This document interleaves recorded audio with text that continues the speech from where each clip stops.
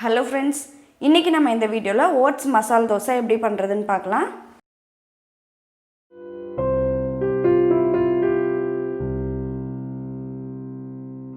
First நம்ம இந்த oats masala தோசைக்கு உருளைக்கிழங்கு மசாலா ரெடி பண்ணிடலாம். இதுக்கு ஒரு ஃப்ரை பேனில் 3 டீஸ்பூன் அளவுக்கு டிசானோவோட எக்ஸ்ட்ரா லைட் ஆலிவ் ஆயில் எடுத்துக்கலாம். எண்ணெய் நல்லா சூடான பிறகு இதில் 1/4 டீஸ்பூன் கடுகு சேர்த்துக்கோங்க, 1/2 டீஸ்பூன் சீரகம். அடுத்ததாக ஒரு பெரிய வெங்காயத்தை கட் பண்ணிக்கோங்க. இதை நம்ம இந்த மாதிரி நாளாக கட் பண்ணிவிட்டு சாப்பரில் போட்டு நல்லா பொடியாக நறுக்கி எடுத்துக்கலாம்.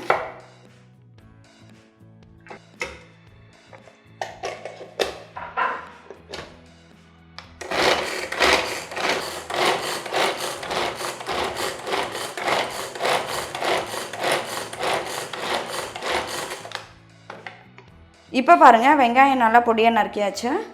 இந்த அகரோ சாப்பர் பார்த்திங்கன்னா நான் 6 மாதமாக யூஸ் பண்ணிகிட்ருக்கேன். நிறைய பேர் எப்படி இருக்குது அப்படின்னு கேட்டிருந்தீங்க. இது இப்போ வரைக்கும் ரொம்ப நல்லா தான் கட் பண்ணுது. கடுகும் சீரகமும் நல்லா வெடித்து வந்த பிறகு அதில் ஒரு பெரிய வெங்காயத்தை சேர்த்துக்கோங்க.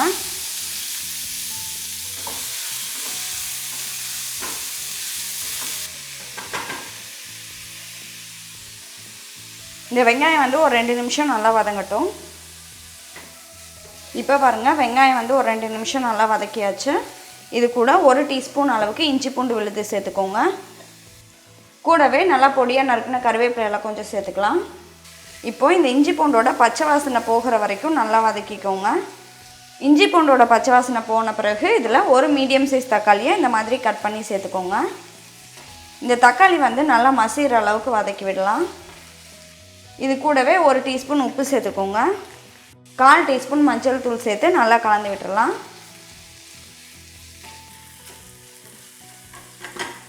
இப்போது இதை நம்ம மூடி வச்சு ஒரு 5 நிமிஷம் வேக வச்சுக்கலாம். இப்போ பாருங்கள், தக்காளி நல்லா மசிஞ்சிருச்சு. இப்போது இது கூட 1 டீஸ்பூன் மிளகாய் தூள் சேர்த்துக்கோங்க. கூடவே 1 டீஸ்பூன் அளவுக்கு கொத்தமல்லி தூளும் சேர்த்துக்கோங்க. இப்போது இதை நல்லா கலந்து விட்டுக்கோங்க.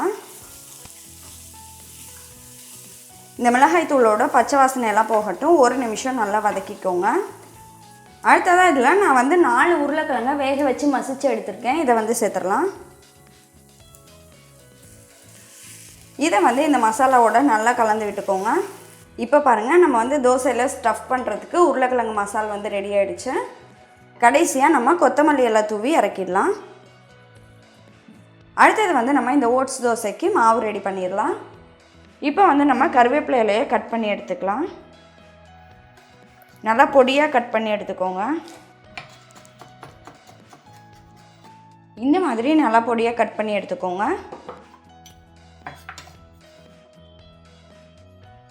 அடுத்ததாக நம்ம கொத்தமல்லி இலையும் கட் பண்ணி எடுத்துக்கலாம். ஒரு பிளெண்டரில் 1 கப் அளவுக்கு ஓட்ஸ் சேர்த்துக்கலாம். இது டிசானோவோட இன்ஸ்டன்ட் ஓட்ஸு. இப்போது இதை நல்லா பவுடர் பண்ணி எடுத்துக்கோங்க.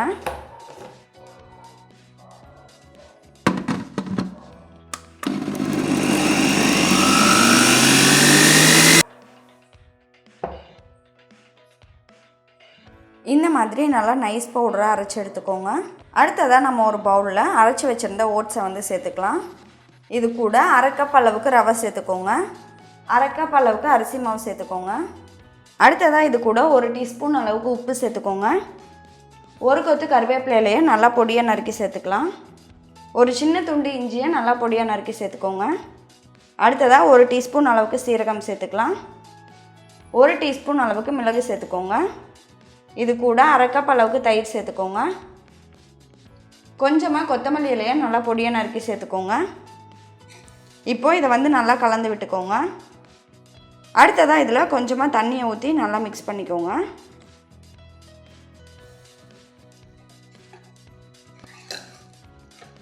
இந்த மாதிரி நல்லா கலந்து விட்ட பிறகு நம்ம இன்னும் கொஞ்சம் தண்ணி ஊற்றிக்கலாம். இந்த மாவு பார்த்திங்கன்னா ரொம்ப தண்ணியாட்டம் தான் இருக்கணும், ரொம்ப திக்கான பேட்டராக ரெடி பண்ணிடாதீங்க.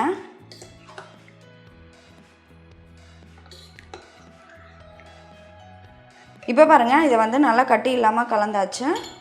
இந்த மாவு கொஞ்சம் திக்காக இருக்குது, அதனால இன்னும் கொஞ்சம் தண்ணி சேர்த்துக்கலாம்.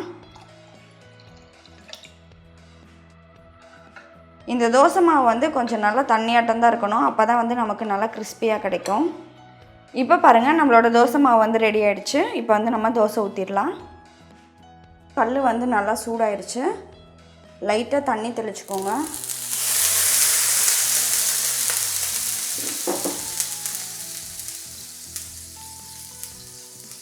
இப்போது இதை வந்து நம்ம ஒரு துணியை வச்சு துடைச்சிடலாம்.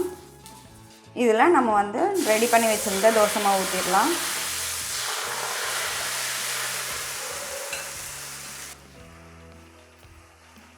நல்லா இந்த மாதிரி தோசைக்கல்ல எல்லா இடத்துலையும் இருக்கிற மாதிரி ஊற்றி விட்டுக்கோங்க. இப்போது இதுக்கு மேலே நம்ம எண்ணெய் ஊற்றிக்கலாம். இது வந்து ஒரு 3 நிமிஷம் நல்லா வேகட்டும். இப்போ பாருங்கள், இது வந்து ஓரளவுக்கு நல்லா வெந்துருச்சு. இந்த சமயத்தில் நம்ம வந்து தோசை கரண்டி வச்சு இந்த மாதிரி தேய்ச்சி விடலாம். இது எதுக்காக பண்ணுறோம் அப்படின்னு பார்த்தீங்கன்னா, நமக்கு வந்து ஒரு சில இடங்களில் மாவு வந்து நல்லா திக்காக இருக்கும். அது வந்து எல்லா இடத்துலையும் நல்லா ஈவனாக ஸ்ப்ரெட் பண்ணி விட்டுறலாம். இப்போ பாருங்கள், நமக்கு வந்து ஓட்ஸ் தோசை வந்து ரெடி ஆகிடுச்சு. இதுக்கு மேலே நம்ம ரெடி பண்ணி வச்சுருக்க மசாலா வந்து வச்சிடலாம்.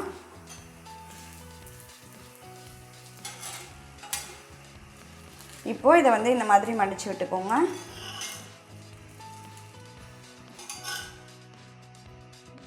இப்போ பாருங்கள், நம்மளோட ஓட்ஸ் மசாலா தோசை சூப்பராக ரெடி ஆகிடுச்சு.